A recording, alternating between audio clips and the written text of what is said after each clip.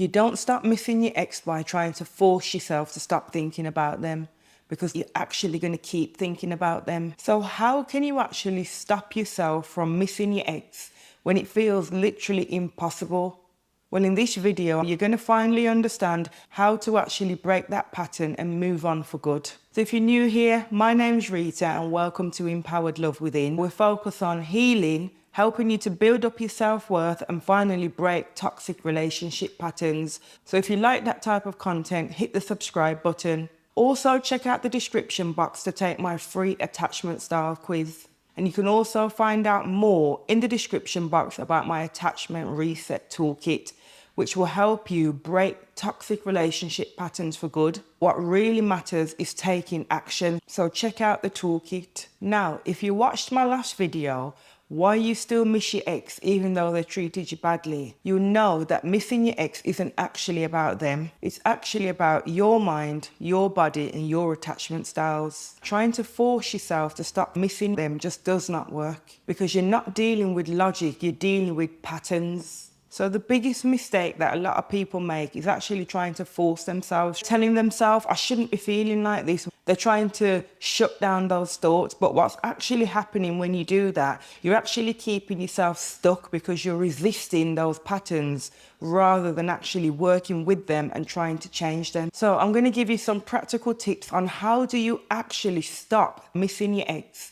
One of the first things that you need to do is stop idealizing the relationship. You've created an idea in your mind as to what that relationship actually was.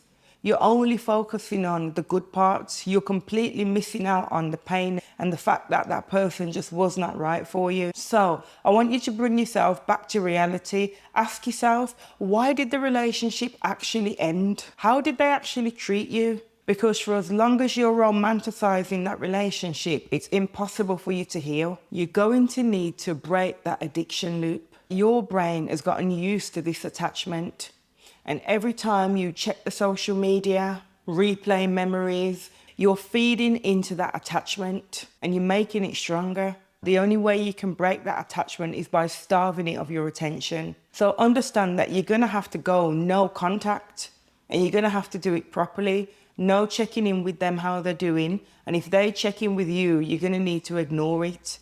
This is not about punishing them, but it's about protecting you and helping you along your healing journey. So when you're in that moment and that intense feeling just comes over you and you get that sudden urge of just missing them and you longing for them, what I want you to do is stop and acknowledge that you're about to go down into that spiral, and pause, take a breath and ground yourself in that present moment. If you follow that thought, you're now back into that spiral. You're now into that loop again where you're thinking about them, and that will slow down the healing process. If you interrupt that pattern before you go into that spiral, it starts to lose power. I want you to recognize that you're going to need to reset and calm the nervous system. Your body has got used to those highs and lows, and now it feels like there's something missing because you're no longer experiencing it. So we want to bring the body back to a state where calm feels normal again.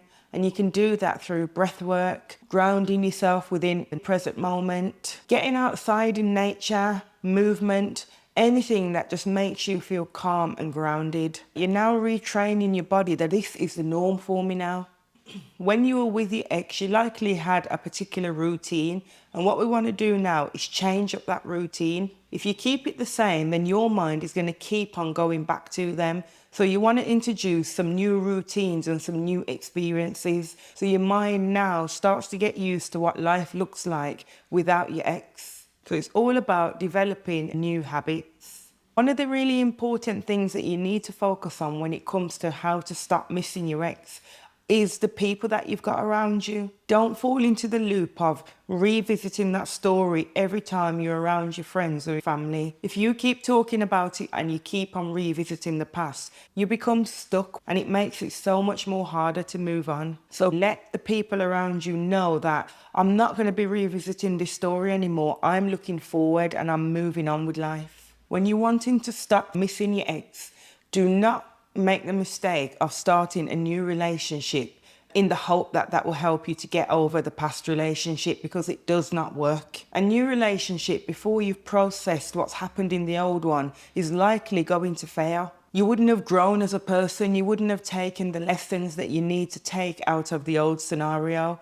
And when that relationship doesn't work out, you're going to feel 10 times worse. You're going to be thinking, oh, there's something wrong with me. This person didn't want me and the previous person didn't want me. That is going to really hurt your self-esteem and your confidence. So before you start a new relationship, process the emotions of the previous relationship. Focus on developing a new identity. Focus on becoming the person that doesn't attach to people who don't meet your needs, people who treat you badly. And ask yourself the question, who would that person be? What does that person look like who no longer accepts bare minimum, where your needs are not being met?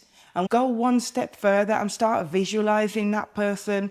You can visualize it in your mind, or you can actually write it down in a journal. But start writing as if you're that person today. What would it look like if you were that person who has this new identity that's over your ex now and that has a brand new focus in life? Because whatever your mind focuses on, you will see that you start actually moving in that direction. If you've been stuck and you've spent a lot of time thinking, how can I stop missing my ex? You would have got to a point where you're feeling quite frustrated with yourself. You're wondering, why can't you just get over this? But I want you to realize that you're human and it takes time to process experiences. Don't try and rush it. Please be kind to yourself. When you feel stuck in that loop of missing your ex, you're overlooking one of the most important things that you can get out of that situation. And it's, what is the lesson within all of this? What is it that I needed to learn about myself? What are my patterns? What are the boundaries that I need to set as I move forward? And focus on the areas that you need to work on. If all of this is resonating with you, remember to watch my previous video, Why Do I Still Miss My Ex Even Though They Treated You Badly? Because it will help you to understand what's really going on beneath the surface. If you're trying to understand your patterns when it comes to relationships, remember to take my free attachment styles quiz. And if you're ready to break the cycle of toxic relationships, check out the description box to learn more about my Attachment Reset Toolkit. Take action. And if you want me to go deeper into all of this, comment below, move on, and I'll cover more in a future video. So remember, when it comes to how to stop missing your ex, remember, it's not about forcing yourself to stop thinking about them. It's about changing your mind, your body, and your attachment patterns. Thank you for watching, and I'll see you in the next video.